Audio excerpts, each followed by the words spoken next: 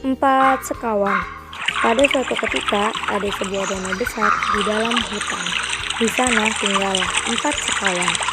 Seekor tikus bermata besar dan berekor panjang. Seekor rusa coklat, keemasan, dan cantik. Burung gagak hitam dan seekor kura-kura yang bergerak sangat lambat. Si gagak tinggal di pucuk pohon blackberry dekat di tepi sungai. Si tikus tinggal di liang bawah tanah yang aman. Si kura-kura tinggal dengan senang di danau, dan si rusa menikmati tinggal di padang rumput hijau yang lembab. Seperti setiap hari, keempatnya berkumpul. Tapi hari ini setelah lama ditunggu, si rusa tidak hadir. Mereka sangat bingung, mereka semua sangat khawatir dan curiga pada rusa.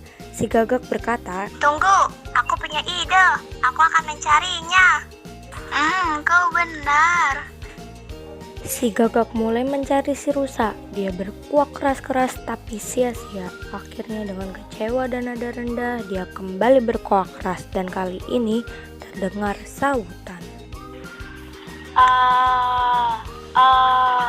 Oh, itu pasti suara si rusa. Si gagak lantas terkejut melihat seorang pemburu telah menjerat si rusa dalam perangkapnya. Dia menenangkan si rusa dan bergegas kembali ke teman-temannya. Tanpa menundanya lagi, si kura-kura berkata pada si tikus, "Tikus, duduklah di punggung si gagak dan sobeklah jala itu dengan gigimu yang runcing." Segera saja si gagak dan si tikus berangkat untuk menyelamatkan teman mereka. Dengan gigi runcingnya, si tikus menyobek seluruh jala dan membebaskan si rusa.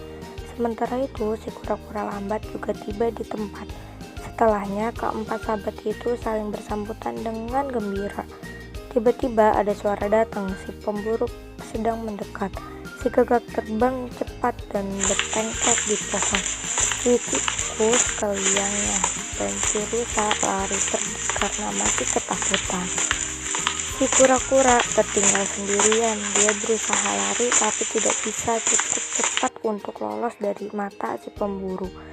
Si pemburu lantas menangkap si kura-kura dan menaruhnya di dalam tasnya. Sementara dia berjalan dan pikir, aku akan makan kura-kura hari ini. Si gagak melihat semua itu, dia melihat segala yang terjadi. Itu sambil bertengkar di pohon. Dia bicara pada teman-temannya. Astaga, apa yang harus kita lakukan? Kita harus melakukan sesuatu dengan sangat cepat.